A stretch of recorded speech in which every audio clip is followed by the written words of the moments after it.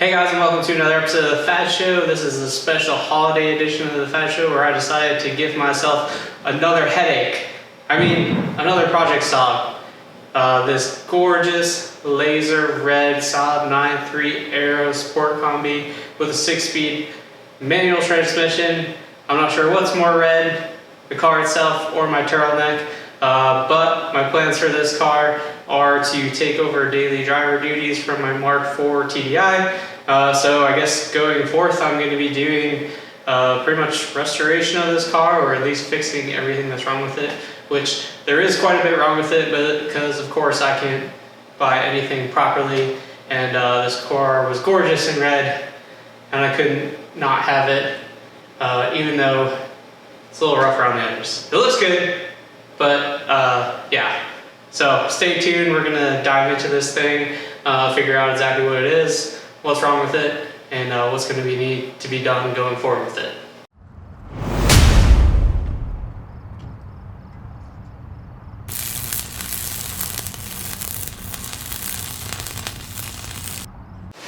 So like I said, the car is a 9.3 Aero with the legendary 2.8 V6 turbo engine. Well, I say legendary, but I don't know if it's really mainstream legendary, but I think it's pretty well respected with the Saab community. I'm not a Saab expert by any means, but I have always been intrigued by these cars. I grew up in New England, where these cars are a lot more prominent than they are here in Texas. So I remember being in high school when these cars came out, and I just remember always thinking that these wagons looked awesome, especially in the Aero trim. This one has the Aero lip ripped off of it, so it doesn't look as good right now, but I plan to address that eventually after I sort it out mechanically. So how did I come to acquire the car? Well, I'll try to make a long story short. The guy that I bought my last car from, or last Saab from, my 9.5 Aero wagon, he got this car, bought it from the one owner that had this car previously, and he reached out to me as soon as he got it because he knew I like wagons. Particularly manual ones and Saabs, I guess, even though, like I said, I'm just kind of intrigued by Saabs. I'm not a Saab maniac or expert or anything. But anyways, he reached out to me and told me about the car, but at the time I was moving, so I was kind of too stressed out with that. I didn't buy it then, and then apparently he put all his time and effort into making it look pretty, even though it drives like shit. So the car had peeling clear coat, so he went and resprayed it. So it looks good now-ish, except for the front lip spoiler that's ripped off, so I don't know why he didn't try and fix that. But anyways, eventually he ended up listing the car just on Facebook Marketplace, and it was pretty high price, so I didn't really jump on it. And then eventually it stayed on there for 2 months, and I was like, alright, well, if no one's gonna buy it, I guess I have to buy it. So I made a pretty low offer on it, expecting that he had fixed everything on the car. And I went and I just briefly test drove it, didn't really look it over too well. And it turns out, yeah, he didn't fix anything. So yeah, that was dumb, and I learned a life lesson. But I have a beautiful Saab. It's red and pretty, and yeah, I'm just gonna waste all my time and money fixing it. But yeah, that's the car. 9.3 Aero Sport Combi, that's how I got it. Has the sweet V6 turbo engine, which is shoehorned in here. It's gonna be a nightmare to work on. There's no room anywhere to do anything. But yeah, that's cool. And yeah, when this car first came out, it was the fastest car that Saab had ever made, even though it's not really that fast. It's 6.9, 0 to 60. But apparently it's 50 to 100 is really good. It was better than any other luxury cars in the market, because this engine makes peak torque, which is 258 foot-pounds of torque, right at 2,000 RPM. So yeah, it's pretty much like a diesel in that regard. And then it makes 250 horsepower, but these things are easily tuned to crazy horsepower numbers, which I'm probably not gonna do because it's gonna be a daily driver. And that's one thing I like about Swedish cars, is they give you the flexibility to run regular or premium, whatever you want, and it just adjusts for it. So since it's gonna be a commuter for me, keeping its top horsepower and running regular gas. So some things that are blatantly obvious that I've noticed so far that need to be addressed is the car has the clutch is slipping on it. So I'm gonna have to change the clutch on it. I think it might actually be the rear main seal that's leaking onto the clutch and causing it to slip. But anyways, the pedal like bites right at the end of the travel, so I think the clutch definitely needs doing. There's also, I can see the oil leaking between the transmission bell housing and the crankcase, so I think the rear main seal is leaking. It's kind of weird. It was like a Christmas miracle. This car, for whatever reason, was sitting outside with leak oil, and now it's been sitting in the garage for 2 days and there's not a drop under it. So I don't really know. And the bottom of the engine looks like it's on Valdez, so I don't know. Have to figure that out. Also, tire rods are definitely shot.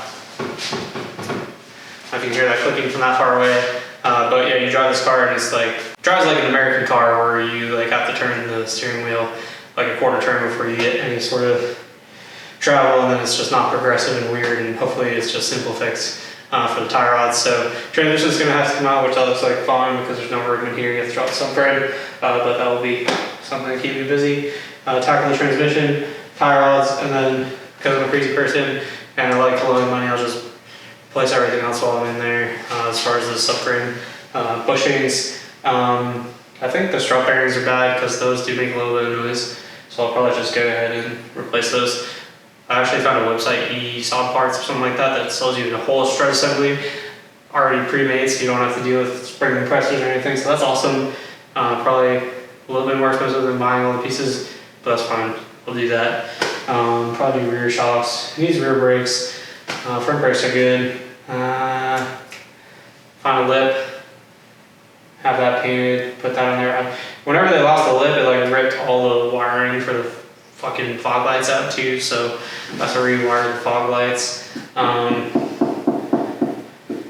Those are all the things I know are blatantly wrong with it. We'll take a tour around the car and see what else we find. All right, so we'll just do a walk around the car and see what we find. Like I said before, the first thing I really noticed, which I don't think I can do with one hand, but the tire rods definitely click. It's hard to do with one hand while holding the camera. Another thing I noticed is when they painted the car, I guess they removed this weather stripping from the top of the windshield, but didn't put it back on. So I guess I'm gonna have to find that so it doesn't get rain inside. But overall, the body, like I said, is pretty good. It's repainted. I don't think this side was repainted because there's that there. Also, it's weird. 3 of the tires are Falcons. And this is iMove Gen 2. So I always say that my #1 red flag when buying a used car is if it has Chinese tires on it. And I guess that holds true here. Also, I can't move the wheel because the parking brake's on, but the rear brakes are completely gone. There's a huge groove in this brake rotor, so there's like nothing left there. This is the bad side of the car, so I might actually get this painted depending how much I want to spend on the car. One thing I noticed too is that this Falcon tire is directional, and they have it going the wrong way, so that's good. Real safe. Yeah, I guess I need a coolant cap. That's easy. Overall, I mean, there's no rust on the car and it looks pretty clean, the engine bay. I took the airbox off because I was trying to figure out where this oil leak is coming from. And it looks like there's this dried up oil near the... It looks like there's dried up oil near the VVT actuators. They don't look like they're really actively leaking though, so I don't know. There's oil like all over this. That's one thing I can say about these Saabs is I'm gonna definitely need some help from you guys because it's kind of hard to find information on them.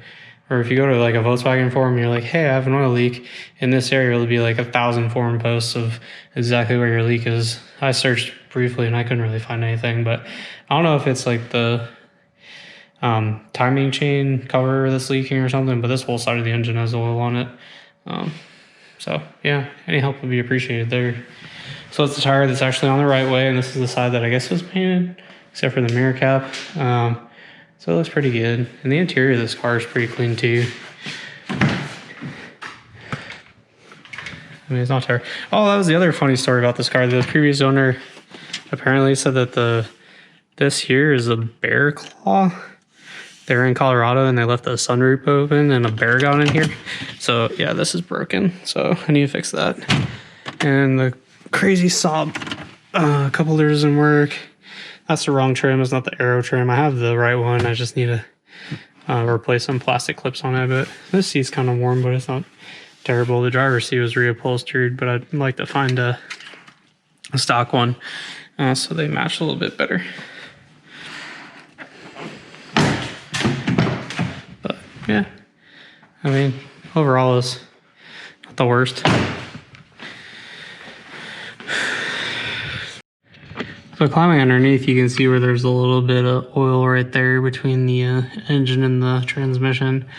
So I don't know. It's really weird that it hasn't been leaking in my garage at all. But when it was sitting outside, it left a mark there. Also, this car is definitely scraped pretty good. So I'm gonna have to figure out how to remount that front lip and everything. Hopefully all the mounting brackets and stuff are there. But yeah, this like AC compressor.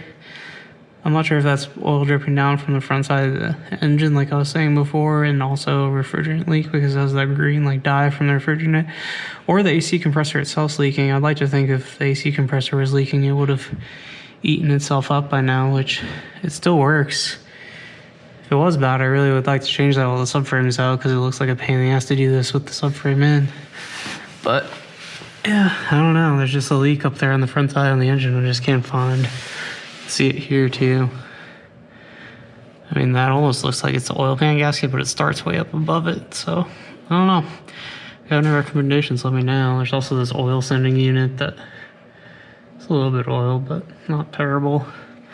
Overall, the car's pretty clean. I mean, all the bushings in here look decent. I mean, I'll probably go ahead and replace a lot of the stuff that I have apart when I do the transmission, but you know, pretty rust-free car. So that's a look at my newest Saab. It's definitely going to be a project, but I look forward to it. I've always kind of wanted one of these cars. Like I said, when they first came out and I saw them around when I was in New England, like I thought they looked so good. So it'll be cool to see what it can turn into once it has some TLC. I think the person that owned this car, because it was a one owner, was like the type of person that only did oil changes, and then as soon as it needed something more, let it go. Well, which is fine. I mean, I got it for a pretty good deal. Well, I probably could have got a better deal on it had I found all this stuff that was wrong with it before I bought it, but luckily the parts were pretty cheap, so it'll give me something to keep me busy this winter. But I'm probably going to start with doing the tie rods to make sure that that's the issue and it's not the steering rack, because if it is the steering rack, it'd be convenient to replace that while the subframe's out for the clutch replacement. And then go ahead and do the front struts, front control arms, do the subframe bushings, I guess, while that's out. And in the rear, I'm just gonna do brakes and the strut shocks. But yeah, and then I'll move on to making it look pretty as far as finding a new lip, getting that painted, put that on, fixing the fog lights that rip the wires out, and then moving on to the interior, try and find a new driver's seat. Maybe, I don't know, like it feels fine, it looks okay, but it just doesn't really match. It's not the super heavy, high quality leather that was new. Although I guess if it was high quality, then it wouldn't have worn out. But anyways, I digress. And then, you know, fixing that center console trim and finding a working cup holder. Then I'd like to add Bluetooth to it since it's my daily driver. But yeah, stay tuned. I look forward to doing all that, and I hope you guys will follow the project. I hope you guys liked this video, and if you really did, then go ahead and like and subscribe, and stay tuned for more content. Thanks for watching. Bye.